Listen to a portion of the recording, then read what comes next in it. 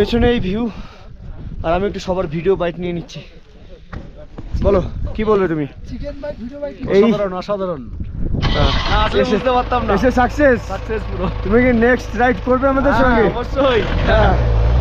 একে একে আমি জোর করে নিয়ে এসেছি। একদম একদম। ফার্স্টে আসতে চাইনি, বলছে পাহাড় যাব কি আছে, তো রাইডিং এর মজা এই এখন বুঝতে পারছে। চো চো চো।